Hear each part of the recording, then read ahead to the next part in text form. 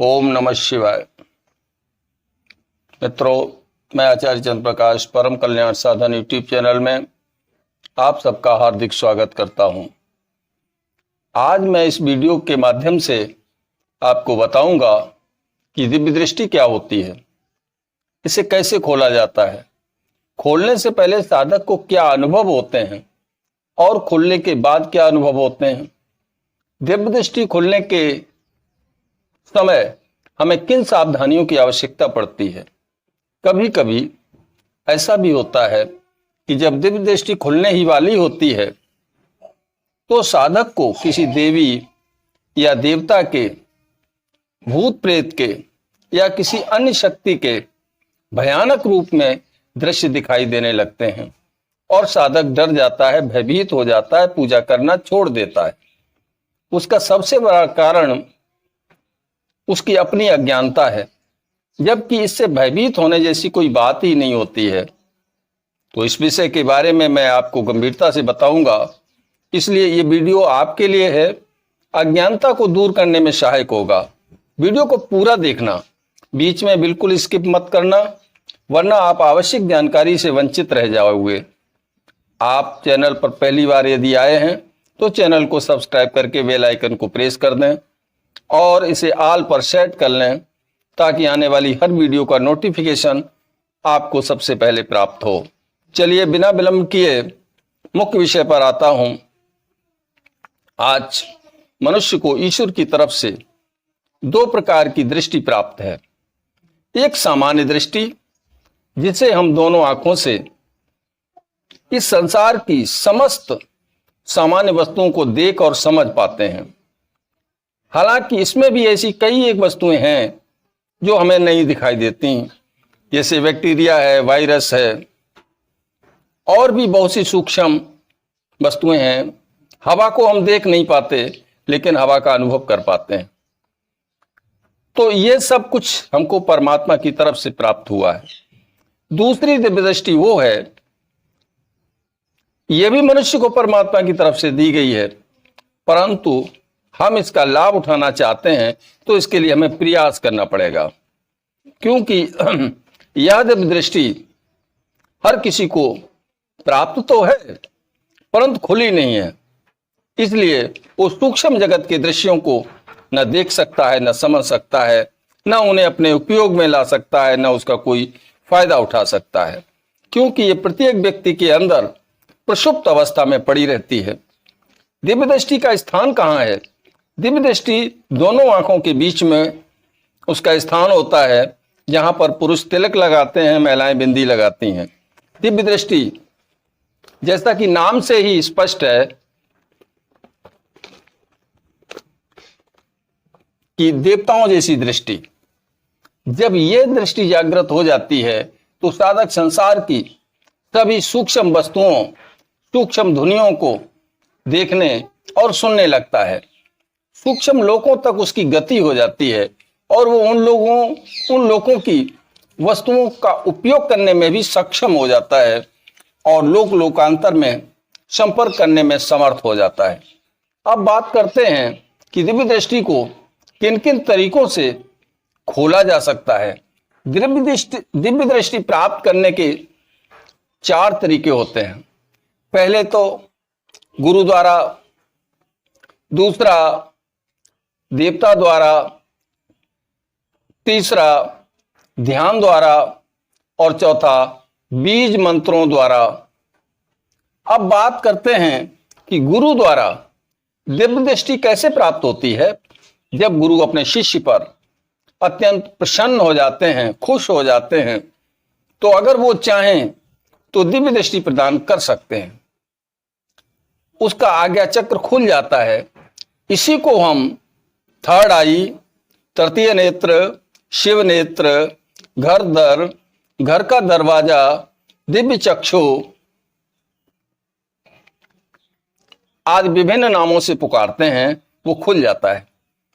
इसका उदाहरण हमारे सामने है, महाभारत में मिलता है कि महर्षि व्यास ने संजय को दिव्य दृष्टि प्रदान की थी, जिसकी वजह से संजय एक साथ देख सकता था, युद्ध क्षेत्र के हर दृश्य को और मन में आने वाली बातों को भी जान सकते थे। अब बात करते हैं, दूसरा तरीका है देवता द्वारा दिव्य दृष्टि प्राप्त हो सकती है। तो जो लोग किसी देवी देवता की पूजा करते हैं तो उस देवी देवता की सवारी उनके ऊपर आती है, तब वो देवी देवता उतने समय के लिए उस भक्त के आज्ञा चक्र पर, तीसरे तिल पर बैठ जाते हैं और उसका वो आज्ञा चक्र खोल देते हैं, अर्थात उसको उतने समय के लिए दिव्य दृष्टि प्राप्त हो जाती है। अब तीसरा तरीका है कि ध्यान के द्वारा दिव्य दृष्टि प्राप्त हो सकती है। जब साधक लगातार अपने आज्ञा चक्र पर ध्यान करता रहता है तो ध्यान करते करते वो सूक्ष्म लोक में पहुंच जाता है और उसका आज्ञा चक्र खुल जाता है। ध्यान की तरंगें उसके आज्ञा चक्र को खोल देती हैं। जब संपूर्ण शरीर से ध्यान हटकर आज्ञा चक्र पर पूर्ण रूप से एकाग्र हो जाता है तो उसका आज्ञा चक्र खुल जाता है, दिव्य दृष्टि उसे प्राप्त हो जाती है। ये ऐसे ही है जैसे कोई दरवाजा बंद है, उसे बार बार खटखटाया जाएगा, धक्का मारा जाएगा तो वो अंततः खुल जाएगा। चौथा तरीका होता है दिव्य दृष्टि को प्राप्त करने का, वो ये है कि जब साधक किसी मंत्र का लगातार काफी लंबे समय तक जाप करता रहता है तो मंत्र से प्राप्त ऊर्जा साधक के आज्ञा चक्र को जागृत कर देती है, तीसरे नेत्र को जागृत कर देती है, सूक्ष्म दृष्टि को जागृत कर देती है। तो इसके लिए साधक को बीज मंत्रों का सहारा लेना चाहिए, क्योंकि बीज मंत्रों में जो शक्ति होती है वो बड़ी विस्फोटक होती है और बहुत अधिक मात्रा में होती है, असीम मात्रा में होती है। इससे बहुत शीघ्र दिव्य दृष्टि खुल जाती है। तो बीज मंत्र कौन कौन से होते हैं, मैं उदाहरण के लिए कुछ बीज मंत्र बता रहा हूं, जैसे ह्रीम है, क्लीम है, क्रीम है, होम है आदि ये बीज मंत्र हैं। इन बीज मंत्रों के अंदर इतनी विस्फोटक ऊर्जा होती है कि जो दिव्य दृष्टि सालों में खुलने वाली है वो महीनों में खुल सकती है, परंतु ये खतरनाक भी हो सकती है, क्योंकि बीज मंत्रों के द्वारा प्राप्त की गई ऊर्जा को साधक ने यदि संभाल नहीं पाया तो साधक का शारीरिक और मानसिक नुकसान भी हो सकता है।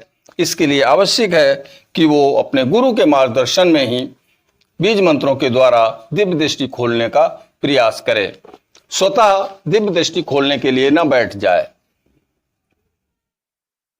क्योंकि इसके जाप से, इन बीज मंत्रों के जाप से कभी कभी भारी नुकसान हो जाता है जिसकी भरपाई जीवन में कभी नहीं हो पाती। वैसे कुछ मंत्र हैं ऐसे, जैसे ओम नमः शिवाय है, त्रिविष्णवे नमः है, गायत्री मंत्र है, महामृत्युंजय मंत्र है। इनका जाप आप बिना किसी आशंका के कर सकते हैं, इनसे कभी कोई नुकसान नहीं होता और आपके आज्ञा चक्र को खोलकर आपको दिव्य दृष्टि प्रदान कर सकते हैं ये मंत्र।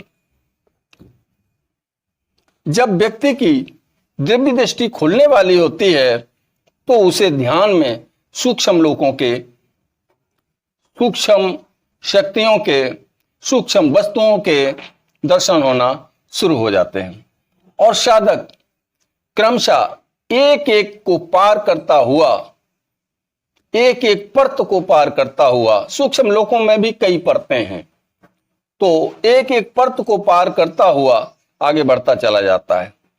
सूक्ष्म लोकों में जो सबसे पहला तल आता है वो भूत प्रेतों का आता है। वो वहां पर पहले तल पर निवास करते हैं और मनुष्य के सबसे नजदीक होते हैं। तो सबसे पहले जब ये चक्र खुलता है, ये तल खुलता है, तो हमें विभिन्न प्रकार के भूत प्रेतों, पिशाचों, जिन्नों, मसानों के दर्शन होना शुरू हो जाते हैं।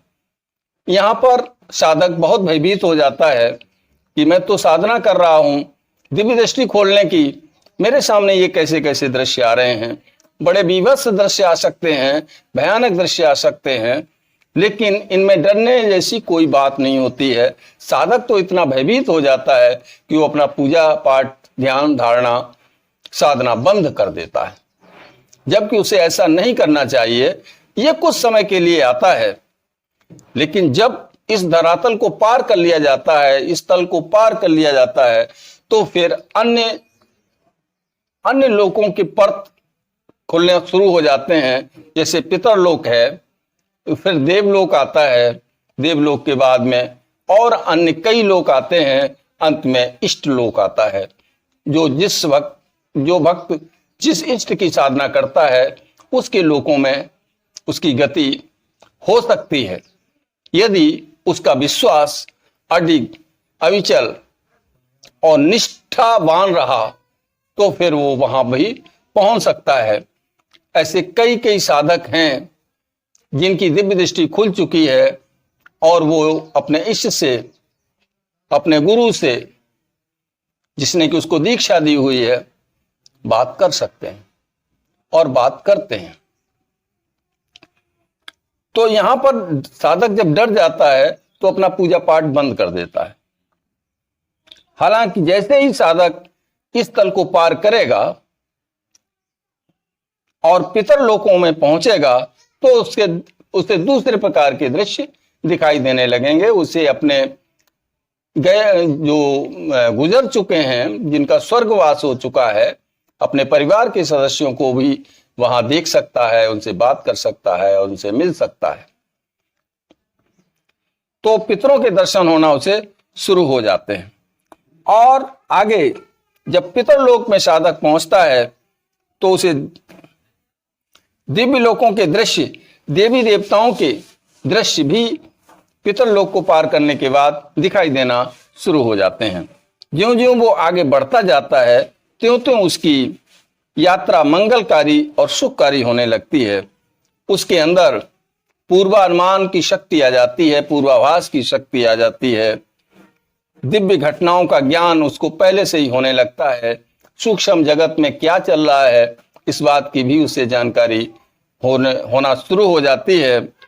और अधिक आगे जब वो बढ़ता है, तो उसे त्रिकालज्ञता की प्राप्ति हो जाती है। भूत, भविष्य और वर्तमान की जानकारी उसे हो जाती है, और इससे वो अपना संसार का और संसार के किसी भी व्यक्ति का भूत, भविष्य और वर्तमान जानने में समर्थ हो जाता है।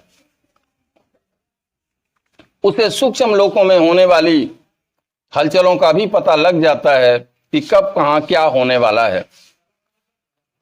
तो इस तरीके से जो दिव्य दृष्टि है जब खुलती है, तो उसे ऐसे ऐसे दृश्य दिखाई देने शुरू हो जाते हैं, और अंत में वह समाधि अवस्था में पहुंच जाता है। और समाधिस्थ होने के बाद में पहले सभी समाधि आती है, और उसके बाद फिर उसे निर्जीव समाधि, निर्बीज समाधि प्राप्त होना शुरू हो जाती है।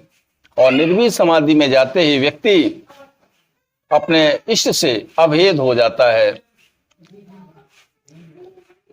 अपने इष्ट को प्राप्त कर लेता है। जिस भाव से वो साधना करता है, पिता के रूप में करता है तो उसे पिता के रूप में दर्शन होते हैं, माता के रूप में करता है तो वही इष्ट माँ के रूप में दिखाई देते हैं, गुरु के रूप में करता है तो वही इष्ट गुरु के रूप में दिखाई देने लगते हैं। उसकी सारी समस्याओं का समाधान उस सबीज समाधि में होने लगता है। निर्बीज समाधि में सारी कामनाएं, सारी इच्छाएं मिट जाती हैं, सिर्फ इष्ट रह जाता है। साधक का स्वयं का अस्तित्व भी समाप्त हो जाता है। तो ये सूक्ष्म लोकों की यात्रा रही, जो कि दिव्य दृष्टि के माध्यम से खुल सकती है। यदि आप इस दिशा में प्रयास कर रहे हैं, तो अपने गुरु के मार्गदर्शन में ही करें, और उनकी बताई हुई सावधानियां, आदेशों, विधि और निषेध का पालन करते हुए आगे बढ़ें। आगे भगवान शिव से प्रार्थना है कि वो आपको हर दृष्टि से सुखी और समृद्ध बनाएं, आपकी आध्यात्मिक यात्रा में अपनी कृपा दृष्टि बनाए रखें। वीडियो में दी गई जानकारी यदि आपको पसंद आई हो तो आप इसे लाइक करें और अपने मित्रों में अधिक से अधिक शेयर करें। चलता हूं, मिलूंगा अगले वीडियो में नई जानकारी के साथ। तब तक के लिए ओम नमः शिवाय, ओम नमः शिवाय, ओम नमः शिवाय।